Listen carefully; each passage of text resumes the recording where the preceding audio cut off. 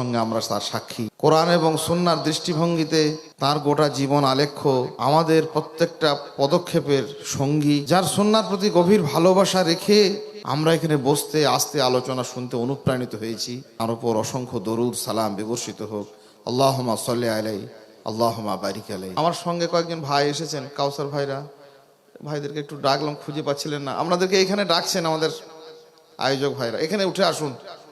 অনেক মেহনত কষ্ট করে ওনারা নিয়ে এলেন আমাকে, সেই সুদূর বেলডাঙ্গাতে আমরা ছিলাম। ভাইরা আপনারা এখানে আসুন, আপনাদেরকে ওনারা খুঁজে পাচ্ছেন না, এখানে একটু আপ্যায়ন করুন, বসুন। এমন কোনো কল্যাণ ভালো কিছু নেই যা তিনি বলতে বাকি নেই। মানুষের প্রত্যেকটি কল্যাণের এবং সেই কল্যাণগুলি, সেই ভালোগুলি কিভাবে মানুষ পাবে তার সার্বিক দিক দিশা, আর যত রকমের অকল্যাণ যা কিছু মানুষের মানব জাতি ক্ষতি করে, সর্বনাশ করে, তার থেকে সতর্ক বার্তা।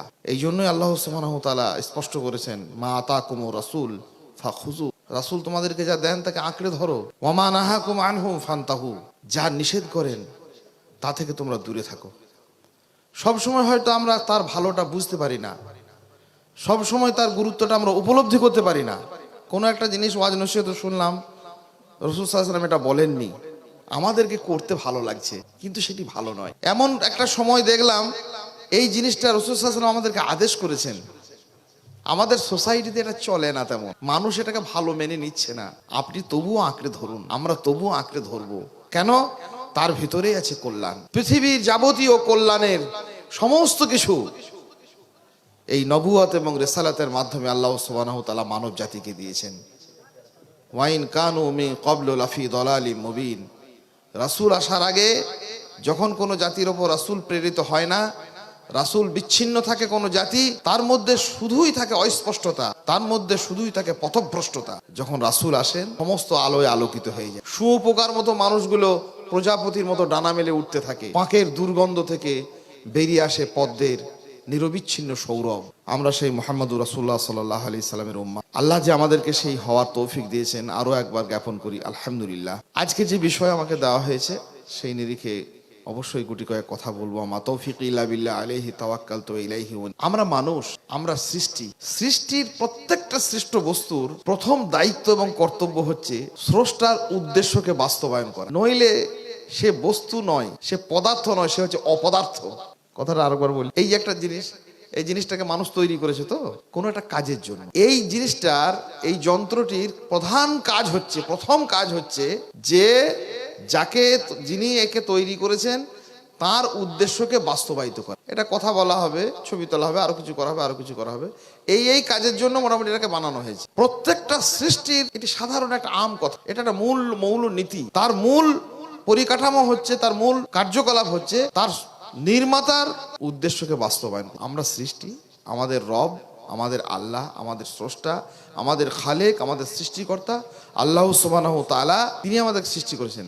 আমাদের জীবনের প্রথম উদ্দেশ্য এবং লক্ষ্য হতে হবে, যদি তাতে কোনো ত্রুটি বিচ্যুতি থাকে সেটা থেকে সরে আসতে হবে।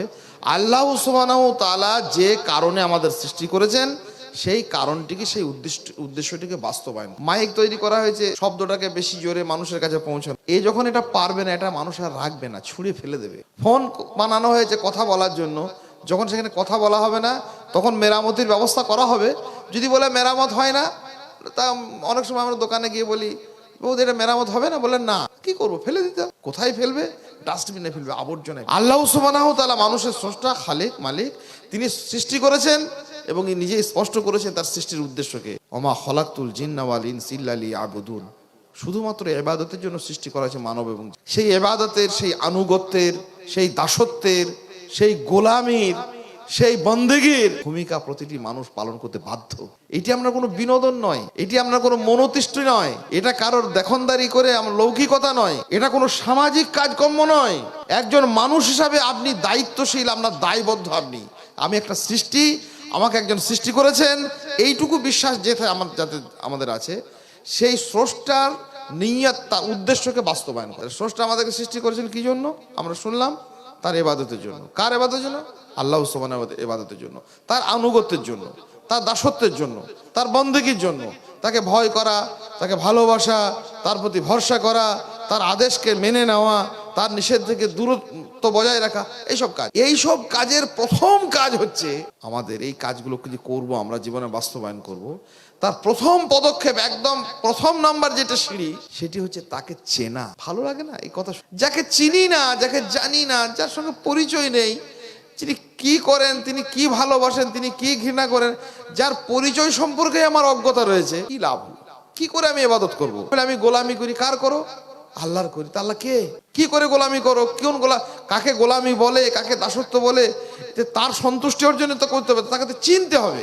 মানব জীবনের একটা বড় সার্থকতা মনে রাখবেন, এই জীবনের প্রথম সার্থকতা, শাইখুল ইসলাম ইমাম ইবনে তাইমিয়া বলছেন, আপনার একজন মানুষের জীবনের এই পৃথিবীতে সবচেয়ে বড় তার জীবন সফল, সে নারী হোক, পুরুষ হোক, শিশু হোক, বৃদ্ধ হোক, যুবক হোক, প্রৌঢ় হোক, যেই হোক, আপনি যদি সন্তানকে শেখাতে পারেন, আপনার স্ত্রীকে কথা বোঝাতে পারেন, আল্লাহর পরিচয়, রবের পরিচয় পাওয়া, এইটি হচ্ছে এই পৃথিবীতে মানুষের সার্থকতার চূড়ান্ত মানদণ্ড। কিছুই চেনেন না আপনি, কলকাতা চেনেন না, হুগলি চেনেন না, হাওড়া চেনেন না, কোথাও পর্যটন কেন্দ্র বেড়াতে যেতে হয় আপনি চেনেন না, বাস ট্রেন চেনেন না, নাই চিনুন, ওগুলোও চিনতে হবে। কিন্তু যদি নাও চেনেন, শুধু যদি পৃথিবীতে একটা মানুষ বলে আমি রবকে চিনেছি, আল্লাহকে চিনেছি, এই পৃথিবীতে তার জীবন সফল। আর আখেরাতে, ইমাম ইবনে তাইমিয়া বলছেন, আখেরাতে একটা মানুষের সার্থকতার মানদণ্ড হচ্ছে আল্লাহকে দেখা। পৃথিবীতে আল্লাহকে চেনা, আর আখেরাতে আল্লাহকে দেখতে পেল, আল্লাহর দিদার পেল, সে সব ভুলে গেল। এই পৃথিবীর জুলুম, অত্যাচার, আবর্জনা, দূষণ, ক্লান্তি, শ্রান্তি, এমনকি জান্নাত পর্যন্ত তার কাছে তুচ্ছ, কিছুই আর মনে হবে না। অপলক চোখে, মুগ্ধ নয়নে মানুষ তাকিয়ে থাকবে আল্লাহর দিকে। আল্লাহ, তুমি রব, তুমি স্রষ্টা, তোমার জন্য এত ইবাদত করেছি, তোমার আমি গোলামি করি, তোমার দাসত্ব করেছি। অপলক চোখে শুধু তাকিয়ে থাকবে, সময় স্তব্ধ হয়ে যাবে, সময় সেখানে আজ তুচ্ছ। কত ঘন্টা, কত বছর, কত দিন পেরিয়ে যাচ্ছে, মানুষ শুধু মুগ্ধ চোখে তাকিয়ে থাকবে আল্লাহর দিকে। আখেরাতে যে মানুষ আল্লাহকে দেখতে পেল, তার যেমন সার্থক জীবন, পৃথিবীতে যে আল্লাহকে চিনলো, আল্লাহকে জানলো, তার জীবন তেমনি সার্থক। এইসব কথা ভেবে আমাদের আয়োজক, উদ্যোক্তা মণ্ডলী, শামশেরগঞ্জ ব্লকের এই ভাইরা সব আমাকে একটা বিষয় দিয়েছেন, আমাদের রবের পরিচয়, ইনশাআল্লাহ তাআলা আজিজ। তার পরিচয় পবিত্র কোরআনের ছত্রে ছত্রে আছে, ছড়ানো আছে। আমরা কোরআন তেলাওয়াত করব। সুন্নাতে মুহাম্মদুর রাসূলুল্লাহ সাল্লাল্লাহু আলাইহি ওয়াসাল্লাম বলেছেন, আলেম ওলামারাও এ নিয়ে প্রচুর কথা বলেছেন। আলহামদুলিল্লাহ, আমরা তাকে চেনার, তার পরিচয়ের আমরা সুযোগ নেব, আমরা পরিচয় জানবো, এবং ইনশাআল্লাহ তাআলা আজিজ আমাদেরকে সৃষ্টির যেটা উদ্দেশ্য, সেই উদ্দেশ্য পূরণের জন্য রবের পরিচয় পাওয়া আমাদের জন্য অপরিহার্য জরুরি। একটা করে কথা বলি। প্রথম কথা যে রব মানে কি? আল্লাহর পরিচয়, রবের পরিচয় একই কথা, কিন্তু রব শব্দটাকে নিয়ে আবার বেশি করে আমাদের আলোচনা আজকে একটা একটা প্রেক্ষিত তৈরি হয়েছে, কারণ শব্দটা ওইভাবেই লেখা হয়েছে, রবের পরিচয়। তো রব কি? রব হচ্ছে আল্লাহ সুবহানাহু ওয়া তাআলার একটি সুন্দর নাম। আল্লাহর অনেক নাম আছে। কিরকম নাম? আল্লাহ নিজেই বলছেন, আল্লাহর অনেক, ওয়ালিল্লাহিল আসমাউল হুসনা ফাদউহু বিহা। আল্লাহ সুবহানাহু ওয়া তাআলা অনেক সুন্দর সুন্দর নাম রয়েছে, সে নামগুলো তিনিই ধারণ করেছেন। আমরা কেউ দেবো নাম আলাদা করে, এ ধৃষ্টতা যেন আমাদের না হয়। আল্লাহর নাম আল্লাহ নিজেই ধারণ করে, গুণবাচক নাম, সেফাতি নাম, বৈশিষ্ট্যগত নাম। তো আল্লাহ সুবহানাহু ওয়া তাআলার যে সুন্দর সুন্দর নাম রয়েছে, তার মধ্যে একটি নাম হচ্ছে রব। রবের মানেটা কি? রবের মানেটা যদি আপনি বোঝেন, কি বলবো, আপনার প্রাণ ভরে যাবে।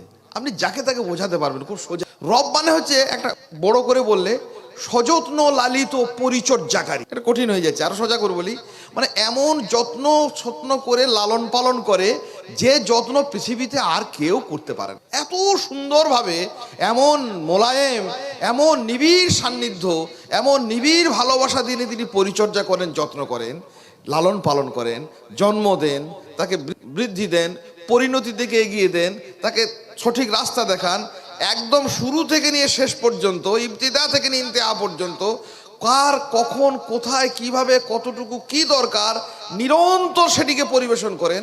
এই এতগুলো বৈশিষ্ট্য যিনি ধারণ করেন, তার নাম সযত্ন লালিত পরিচর্যা। পাহাড়ের অনেক উঁচুতে একটি প্রাণী বাস করে, নিয়মিত সে খেতে পায়, কে খাওয়ায়? তার নাম রব। সমুদ্রের অতলান্ত গভীরে একটা জানোয়ার জন্তু বাস করে, নিয়মিত তাকে খাবার অন্ন পরিবেশন করে, কে?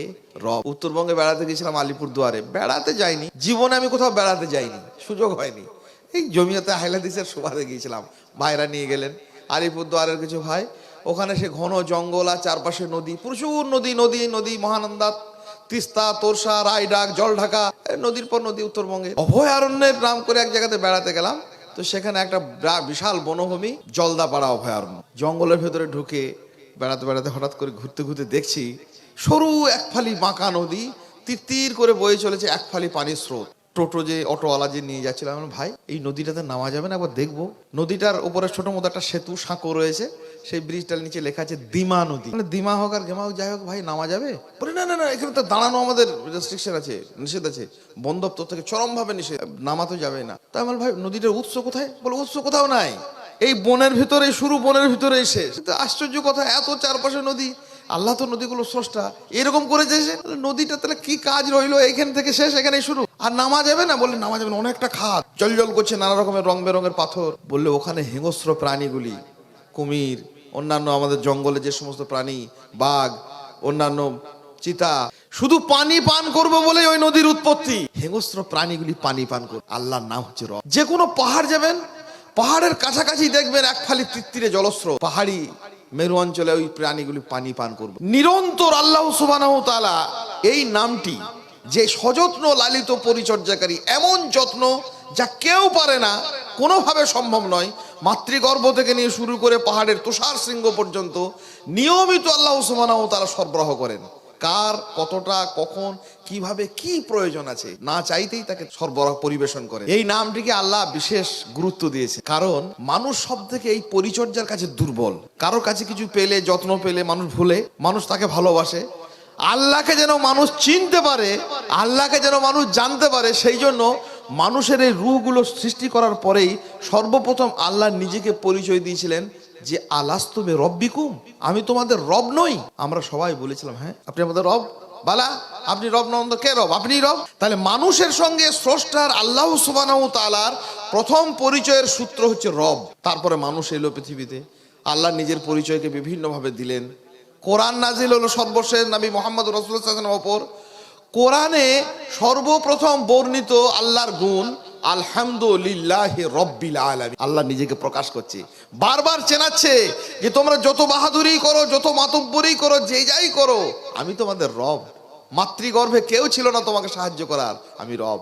মাতৃগর্ভ থেকে ভূমিষ্ঠ হয়েছে, মায়ের বুকে দুধের ধারা তিনি প্রদান করেছেন, এবং একটা মুহূর্তের পর একটা মুহূর্ত সেই মাতৃস্তনের মধ্যে পরিবর্তন ঘটছে। 1 বছরের যার শিশু, যে মা, তার দুধের মধ্যে খনিজ লবণ, নানা রকমের প্রোটিন, নানা রকমের ভিটামিন একরকম। 2 মাসের বাচ্চাকে নিয়ে পরীক্ষা করছে, সারা পৃথিবীর বিজ্ঞানীরা অবাক, বিস্ময়ে কৌতূহলে হতবাক। শিশু যেমন বাড়ছে, মায়ের বুকের দুধের নানা রকমের ভিটামিন, নানা রকমের খনিজ লবণ, নানা রকমের প্রোটিন পরিমাণ আস্তে আস্তে বেড়ে যাচ্ছে। সুবহানাল্লাহি বিহামদি।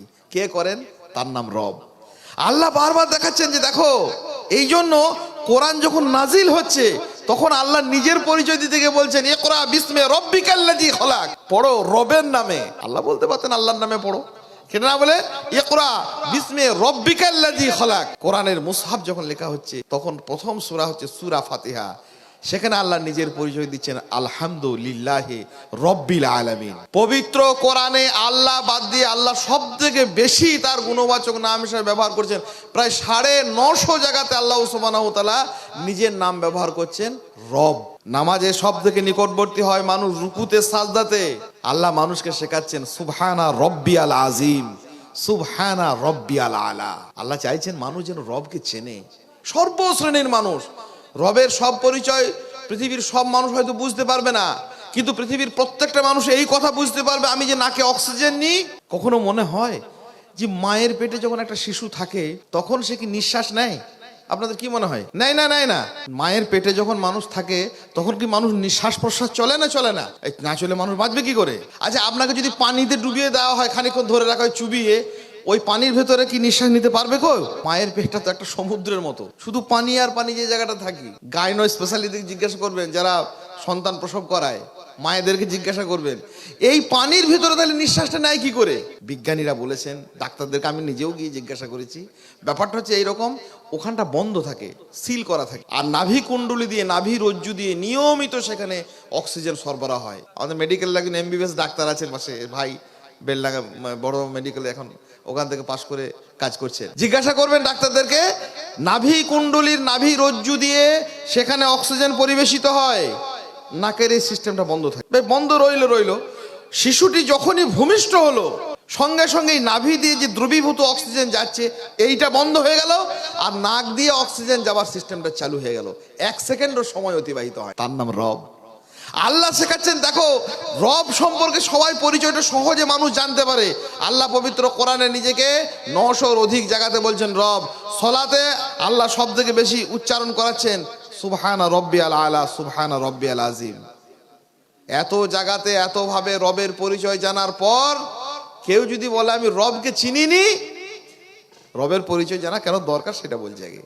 রবকে আমি জানি না, রবকে আমি বুঝি না, তো মরার পরে প্রথম প্রশ্ন মার রব্বুক, তোমার রব কে ছিল? সেইখানে তো সব একদম গন্ডগোল হয়ে যাবে।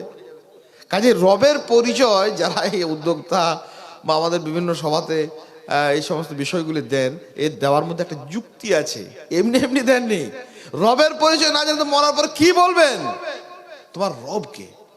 কাজেই এই পৃথিবীতে এই সামান্য এই নশ্বর জীবনে কিছুই না পাওয়া যাক, কিছুই না চাওয়া যাক, কোনো সমৃদ্ধি না হোক, আপনার সন্তানকে কিছু না দিতে পারুন, রবকে চিনিয়ে যান, সব মিলবে ইনশাআল্লাহ তাআলা আজিজ। যদি না তা না হয়, যদি রব না চেনে, তোর সব বরবাদ, আর কিছুই রইল না। রবের একটা পরিচয় এক এক করে বলি। রবকে আল্লাহ সুবহানাহু ওয়া তাআলা নিজে পরিচয় দিচ্ছেন। রবের পরিচয় আল্লাহ সুবহানাহু ওয়া তাআলা নিজের সেই নামের নিজে পরিচয় দিচ্ছেন যে যত্নশীলতা, পরিচর্যা তোমাদেরকে কেমন ভাবে আমি করি, কেমন পরিচর্যা তিনি করেন, এবং সেই পরিচর্যার নানান ভিত্তিগুলি কীরকম পবিত্র কোরআনের বিভিন্ন নিরিখে আল্লাহ সুবহানাহু ওয়া তাআলা আমাদেরকে দিয়েছেন। রব কি করেন? আমাদের জন্ম দেন, আমাদের সৃষ্টি করেছেন, আমাদের খালিক, আমাদের মালিক, আমাদের বড় করেন, আর যত কিছু আমাদের জন্য দরকার সব কিছু পরিবেশন। কিছুই যদি বড় বড় ব্যাপারগুলো বুঝতে পারবেন না, চন্দ্র, সূর্য, নক্ষত্র, নভমণ্ডল, ভূমণ্ডল, এসব মহাজগতে যা কিছু ঘটছে, গ্র্যান্ড ডিজাইন বলে একজন বিখ্যাত বিজ্ঞানী একটা লেখা বই ছিল, উনি ওখানে লিখেছিলেন যে পৃথিবীটার দিকে তাকিয়ে আমি বিজ্ঞানের দৃষ্টিতে দেখলাম, আমি ঈশ্বরকে, উনি বলেছেন যে আমি ঈশ্বরকে বিশ্বাস করতে চাইনি, করিওনি হয়তো, কিন্তু পৃথিবীর এই যে ডিজাইনটা, সূর্য যেভাবে ঘুরছে, চন্দ্র যেভাবে ঘুরছে, গ্রহ, নক্ষত্র, তারকারাজি, ছায়াপথ, এই টোটাল মহাবিশ্বটা এমন ভাবে সৃষ্টি, প্রত্যেকটা জায়গাতে এমন গ্র্যান্ড ডিজাইন এবং আশ্চর্য এমন নিখুঁত কারিগরি, এর ভিতরে একজন পরিচালক ছাড়া এটা কল্পনা করা যায়। 1 ইঞ্চি কোথাও কেউ যদি সরে যায় তো সে একদম লণ্ডভণ্ড হয়ে যাবে। সূর্যের গতিপথ থেকে যদি এতটুকু সরে যায় লণ্ডভণ্ড হয়ে যাবে। চাঁদের গতিপথ থেকে চাঁদ যদি 1 ফোঁটা সরে যায় লণ্ডভণ্ড হয়ে যাবে। নিয়মিত চলছে, ধারাবাহিক চলছে, বৈচিত্র্যময় তার সৃষ্টি। রবের একটা বিষয় বৈচিত্র্যময়, কোনো কিছুর জেরক্স কিছু তিনি করেন না, প্রত্যেকটা জিনিসকে, আর প্রত্যেকটা জিনিস হচ্ছে নিখুঁত। আল্লাহ পবিত্র কোরআনে বলছেন যে তোমরা কি দেখোনি, মা তারা ফি খালকির রহমানে মিন তাফাউত ফারজাইল বাসার হাল তারা মিন ফুতুর। তাকিয়ে দেখো, আবার দৃষ্টি ফেরাও, তোমার চোখ লজ্জিত হয়ে নেমে আসবে, আমার এই সৃষ্টি জগতের মধ্যে কোনো ত্রুটি নেই, কোনো বিচ্যুতি নেই। কামারকুন্ডি স্টেশনে একদিন দাঁড়িয়ে আছি, আমি বলি ট্রেন এই শতাব্দী এক্সপ্রেসটা কখন আসবে গো? একটা ভদ্রলোক অমুসলিম খুব মজার কথা বললেন। বললাম এই তো 12:05 হয়ে যাচ্ছে, তো টাইম পেরিয়ে যাচ্ছে, 12:30 একটা বাজতে গেল, এখনো গাড়িটা এলো না। বলে ভাই পৃথিবীতে কিছুই টাইমে আসে না, একমাত্র সূর্যটা একবার মধ্য গগনে, বলে ওই যে মাথার উপরে রয়েছে ও টাইমে চলে, ওর টাইমের কোনো ব্যতিব্যস্ত, কারণ ওইটাকে যিনি চালান তিনি হচ্ছেন অন্য, আর পৃথিবীর মানুষ যা চালায় সব টাইম হেরফের গন্ডগোল। সূর্য দেখেছেন 5:44 যার ওঠার টাইম 5:44, ও কোনোদিন দেরি করলো যে না আজকে দেরি হয়ে গেল উঠতে পারলাম না, হয়েছে পৃথিবীতে কোনোদিন? গোটা নিখিল বিশ্ব, এই নিখিল বিশ্বের প্রত্যেকটা অনুপরমাণু আল্লাহ বলছেন মা তারা ফি খালকির রহমানে মিন তাফাউত, তোমরা দেখেছো আমার সৃষ্টির ভেতরে কোনো ত্রুটি, কোনো বিচ্যুতি? সাগর, নদী, মরু, পাহাড়, মানুষ সব জিনিস এত বুঝতে পারবে না বলে আল্লাহ আবার ঘুরিয়ে বলছেন ইয়া আইয়ুহাল ইনসান, হে মানুষ, মা গররাকা বিরব্বিকাল কারীম, এই মহান রব থেকে তোমাকে কিসে ধোঁকা দিচ্ছে, কে ভুলিয়ে রাখছে? রবকে চেনো না? মানুষকে স্মরণ করাচ্ছেন কি বলে, আল্লাযী খলাকাকা ফাসাওয়াকা ফাআদালাক ফি আইয়ি সূরাতি মা শাআ রাক্কাবাক, যিনি তোমাকে সৃষ্টি করেছেন, নিচের দিকে তাকাও, ওয়া ফি আনফুসিকুম আফালা তুবসিরুন, ভাবনা চিন্তা করছো না? তোমাকে সৃষ্টি করেছেন, সুসামঞ্জস্য করেছেন, সুন্দর একটা অবকাঠামো দিয়েছেন, আর সেগুলিকে একটার সঙ্গে একটা সুন্দরভাবে মা শাআ যেমনটি তিনি চেয়েছেন মনের মতো করে তিনি কি করেছেন, যুক্ত করেছেন। কি দিয়েছেন আমাদেরকে? এই যে হাত, এই যে পা, এই যে রলা, নিজের শরীরটা দিকে দেখলে অবাক হয়ে যাবে। শুধু সৃষ্টি করেননি, সৃষ্টি করেছেন এবং সুন্দরভাবে সামঞ্জস্যপূর্ণ করেছেন। সামঞ্জস্য মানে করেন কেন কি যে এটাকে বলা হয় গোল্ডেন রেশিও। পৃথিবীতে একটা শব্দ আছে, আমাদের এই ডাক্তার ভাইরা আছেন, মাস্টার ভাইরা আছেন, এনারাও বুঝতে পারবেন, কোটি জটিল কথা আপনাদের মধ্যে যারা এই নিয়ে যারা চর্চা করেন তারা বুঝতে পারবেন। পৃথিবীতে যত বিল্ডিং হয় বড় বড় বড় বড়, মানে সেই এই যে ফরাক্কায় ব্যারেজ তৈরি হচ্ছে, এই রকম ধরনের কাজ হয়, সেখানে একটা রেশিওর দরকার হয় যে একটা পিলারের সঙ্গে আর একটা পিলার যে যোগ করব এদের অনুপাতটা কেমন থাকা দরকার। এই যে হাতটা এইখান থেকে ডগা পর্যন্ত আছে না, আর এইখান থেকে এই বাজু পর্যন্ত, এই রেশিওটাকে বলা হয় পৃথিবীর গোল্ডেন রেশিও। এটা যদি আরেকটু বড় হয়ে যেত, আরেকটু ছোট হয়ে যেত, এই ভাঁজ আমি এত সহজে করতে পারতেন। আশ্চর্য, গোটা পৃথিবীর যন্ত্রকুশলীরা, কনস্ট্রাকশন নিয়ে যারা গবেষণা করেছেন, যারা এই সমস্ত নির্মাণ শিল্পী, এই নির্মাণ তত্ত্ব নিয়ে তারা মানুষের এইটাকে মেপেছেন, এই হাঁটু থেকে নিয়ে এই টাকনু পর্যন্ত, আর হাঁটু থেকে নিয়ে এই কোমর পর্যন্ত, আর এখান থেকে নিয়ে এইটা, আর এখান থেকে এই মাপের যে ব্যবধানটা, গোটা পৃথিবীর এই কারুকার্যময় যারা শিল্প তৈরি করেছেন, যন্ত্রবিজ্ঞান আবিষ্কার করেছেন, বিভিন্ন মেকানিজম তৈরি করেছেন, বিভিন্ন রকমের ঘরবাড়ি বিল্ডিং নির্মাণ করেছেন, তাদের কাছে এই মাপটা হচ্ছে একটা গোল্ডেন রেশিও। পৃথিবীতে আর কেউ করেনি। আর কি সাধারণভাবে আরো মজার কথা, যেখানে যেটি দরকার সেখানে থেকে সেখানে এটাকে বলা হয় সুসামঞ্জস্য। আল্লাযী খালাকাকা ফাসাওয়াকা ফাআদালাক। টাল খাবে না, এদিক ওদিক বেঁকবে না, একবারে সুসামঞ্জস্যপূর্ণ মানুষ দাঁড়িয়ে থাকবে। কিভাবে তৈরি করেছেন? যেখানে যেটি দরকার তিনি। এই নাকটা যদি মনে করছেন এই কোমরে হতো, অনেকে ভাবছেন যে কি হতো, হতো না, হতো না, অসুবিধা হতো। চোখ দুটো যদি পিছন দিকে হতো, একটা বাটি খাবার নিয়ে কখনো মনের মধ্যে এটা চর্চা করবেন। এক বাটি কোনো ভাত দিয়েছে বাড়িতে, খাবার নিয়ে এক থালা নিয়ে দাঁড়িয়েছেন, খাবারের মধ্যে একটা চুল, একটা মাছি, একটা কিছু পড়ে আছে। যদি চোখ দুটো পিছনের দিকে থাকতো, তার খাবারটাকে নিয়ে আপনাকে এরকম করতে হতো, বল দেখ দেখেন কি রয়েছে, ঝামেলায় পড়েছে তোমার। কিভাবে একটার পর একটা শুধু এক মুঠো ভাত খাওয়ার জন্য আল্লাহ সুবহানাহু ওয়া তাআলা তৈরি কিন্তু এই কারিগরি। যখনই আপনি দেখলেন যেখানে কিছু পড়ে রয়েছে, ওটা সরিয়ে দিলেন বা ফেলে দিলেন, অন্য খাবার নিয়ে এলেন। তারপর হাত আস্তে আস্তে নিয়ে যাচ্ছেন এখানে, মুখে ঢোকানোর আগে এখানে নাক। 3-4 দিনের খাবার ভাই। আপনি ঘুগনি কবে করে রেখেছেন? ঘুগনিওয়ালাকে আমরা আচ্ছা করে ঝেড়ে দু একটা কথা বললাম, এই ঘুগনি একবার গন্ধ করছে। এই যে দুর্গন্ধটা, নাকটা যদি কোমরের কাছে হতো, নিঃশ্বাস নিয়ে আমার যেত।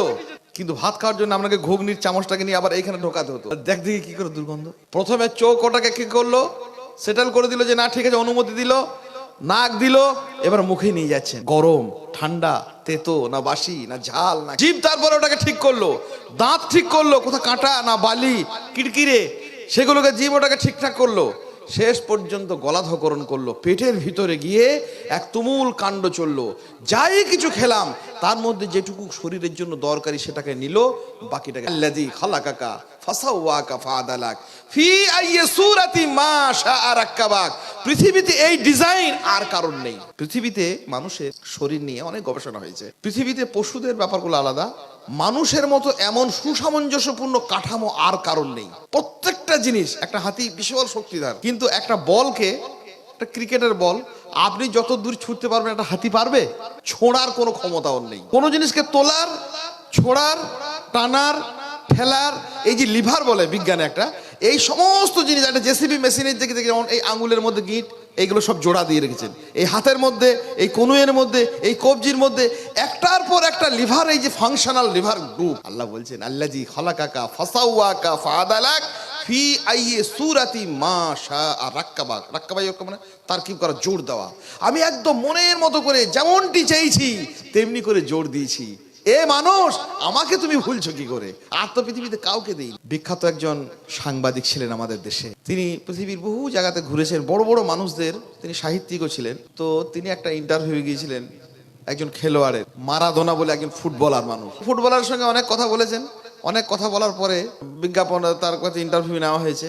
শেষকালে মারাদোনাকে উনি একটা কথা বলছেন যে স্যার, শঙ্করলাল ভট্টাচার্য ভদ্রলোকের নাম, মারা গেছেন, বিশিষ্ট সাংবাদিক ছিলেন। শঙ্করলাল ভট্টাচার্য বলছেন যে স্যার, আপনাকে একটা কথা বলবো। আপনি যে বিশ্ববন্দিত একজন ফুটবলার, আমার এটা ভাবতে অবাক লাগছে। আপনি তো সত্যিই তো মারাদোনা নাকি?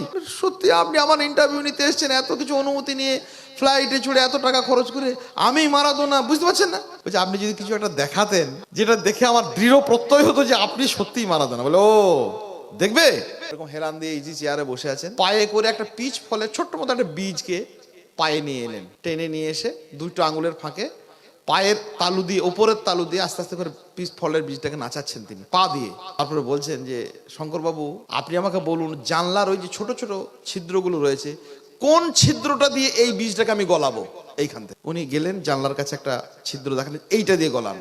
উনি ঠিক তাক নিশানা করে পায়ের ওই 2 আঙুল দিয়ে বীজটাকে ছুড়ে দিলেন, সেই ছিদ্রটা দিয়েই বীজটা গলে গেল। মজার কথা মনে হচ্ছে না? পৃথিবীতে কোনো প্রাণী আছে তার এই নিশানদেহী এই ক্ষমতা, এই পায়ের তালু? ওটা মারাদোনার তৈরি নয়, আল্লাহর তৈরি। এই যে হাতের তালু দেখছেন না, হনুমানের হাত আছে, এ নিয়ে পৃথিবীতে গবেষণা হয়েছে অনেক। এই হাত কোনোদিন হনুমানকে যদি বলেন আপনি রসগোল্লা তৈরি করতে, ওকে চেষ্টা করানো গেলে রসগোল্লাটা চেপটে যাবে।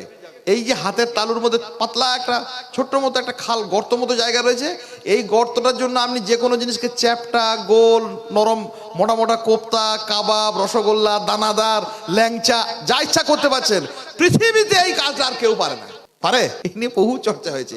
মানুষের শুধুমাত্র বুদ্ধিটাই সেরা নয়, রব হচ্ছেন তিনি যিনি প্রত্যেকটা অঙ্গ প্রত্যঙ্গকে আল্লাযী খলাকাকা ফাসাওয়াকা ফাআদালাক ফি আইয়ি সূরাতি মা শাআ রাক্কাবাক, একটার পর একটা অঙ্গকে জোর দিয়ে আল্লাহ বলছে, এই মানুষ, মা গররাকা বিরব্বিকাল কারীম, এই মহান রব থেকে তুমি। রবের দ্বিতীয় পরিচয়, রবের আল্লাহ সুবহানাহু ওয়া তাআলা আমাদেরকে নিজের রবুবিয়াতের পরিচয় দিচ্ছেন, যে আমি তোমাদেরকে সৃষ্টি করেছি, বাড়িয়েছি, তোমাদেরকে অসুস্থ হলে সুস্থ রেখেছি, রুজি দিয়েছি, হাজার রকমের পরিচর্যা করেছি, সর্বোপরি তোমাদেরকে যা দিয়েছি।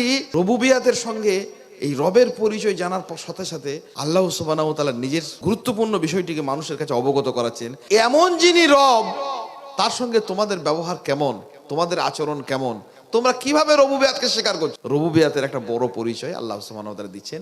তিনি যা কিছু দেন আমাদেরকে, তার মধ্যে কোনো ভেজাল, কোনো দুর্গন্ধ, কোনো দূষণ কিচ্ছু থাকে না। আসমান থেকে তিনি আলো দেন, প্রচুর পরিমাণে আলোতে আল্ট্রাভায়োলেট রে, অতিবেগুনি রশ্মি আসে। অ্যাটমসফিয়ারের নানান স্তরে ওই অতিবেগুনি রশ্মিগুলো শোষিত হয়। পৃথিবীতে যেটুকু আলো নেমে আসে, নির্মল আলো, বিশুদ্ধ আলো, মানুষের ক্ষতি করে না। প্রচুর পানির উৎস আছে পৃথিবীতে। ওয়ানজালনা মিনাস সামায়ে মান তাহুর, আসমান থেকে যেটা পানি আসে সেটা হচ্ছে পবিত্র, আর্সেনিক নেই সেখানে, কোনো রকমের দূষণ নেই, দুর্গন্ধ নেই। বৃষ্টি পানির গবেষক বিজ্ঞানীদের কাছে বিশুদ্ধতম পানি হলো আকাশ থেকে নেমে আসা পানি। আল্লাহ সুবহানাহু ওয়া তাআলার একটা রবুবিয়াতের বৈশিষ্ট্য, তিনি রব। রবের একটা গুরুত্বপূর্ণ তার পরিচয় যে তিনি যা কিছু দেন তার বান্দাদের, তার গোলামদের, তার মধ্যে কোনো ভেজাল থাকে না। বলে শুধু পানি আর আলো, সব কিছু। আল্লাহ সুবহানাহু ওয়া তাআলা আমাদেরকে মৌমাছির পেট থেকে মধু নিঃসৃত করে খাওয়ান। আওহা রব্বুকা ইলান নাহাল আনি তাখদি মিনাল জিবালে বুয়ুতাও ওয়া মিনাশ শাজার ওয়া মিম্মা ইয়ারিশুন সুম্মা কুলি মিন কুল্লি সামারাত ফাসলুকি সুবুলা রব্বিকে জালুলা ইয়াখরুজু মিন বুতুনিহা শারাবুন মুখতালিফুন আলওয়ানু ফিহে শিফাউন লিন্নাস। আল্লাহ বলেন, মৌমাছিকে আমি আদেশ করেছি পাহাড়ে গাছে লোকালয়ে তারা যেন বাসা বাঁধে, ফুল থেকে মধু নিয়ে আসে, তারপর নিজের বাসাতে ফিরে আসে, তারপর কি করে, ইয়াখরুজু মিন বুতুনিহা, তার পেট থেকে বেরিয়ে আসে। অবাক লাগে না?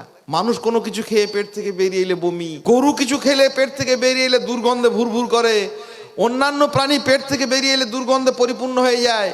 মৌমাছি একমাত্র প্রাণী কোনো কিছু খাবার পর আবার তার মুখ দিয়ে নিঃসৃত হচ্ছে। আল্লাহ বলছেন, ইয়াখরুজু মিন বুতুনিহা, তার পেট থেকে বেরিয়ে আসে, সেখানে বমির দুর্গন্ধ থাকে না। কি থাকে? শিফাউন লিন্নাস, মিম ইয়াখরুজু মিন বুতুনিহা শারাবুন মুখতালিফুন আলওয়ানু, বিচিত্র রঙের পানীয়, ফিহে শিফাউন লিন্নাস, সেখানে আছে মানুষের জন্য কল্যাণ আর আরোগ্য আর শেফা। কে করেন? আল্লাহ। এর নাম হচ্ছে রব। রবের একটা বড় পরিচয়, তিনি তার বান্দাদেরকে যেটা দেন তার মধ্যে কোনো ভেজাল থাকে না, কোনো দূষণ থাকে না, কোনো ত্রুটি থাকে না। অন্যত্রে বলছেন, ইন্নালাকুম ফিল আনআমি লাইব্রা নুসকিকুম মিম্মা ফি বুতুনি।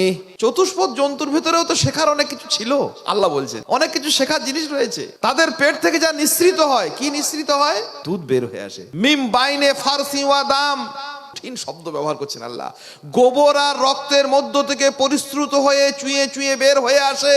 গোবরের নালিকা বয়ে চলেছে, রক্তের নালিকা বয়ে চলেছে, তার ভিতর থেকে বেরিয়ে আসে। সেখানে গোবরের দুর্গন্ধ থাকে না, রক্তের দাগ লাগে না। কি আসে?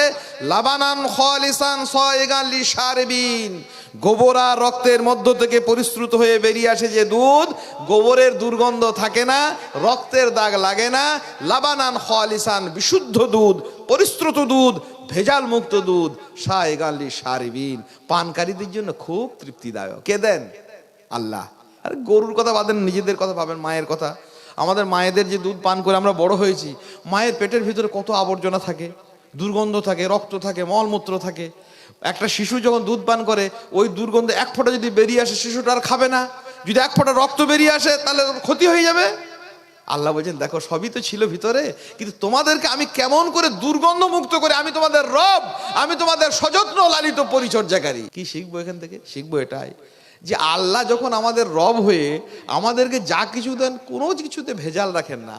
আমরাও তার গোলাম হয়ে আমরা যদি এতটুকু তাকে কিছু দিই, আল্লাহকে আমরা তো দিই আল্লাহর জন্য, সন্তুষ্টির জন্য আমরা করি না? নামাজ পড়ি, রোজা করি, হজ করি, যাকাত দিই, হ্যাঁ, সাদকা করি, দান করি, সংগঠন করি, জমিয়ত করি।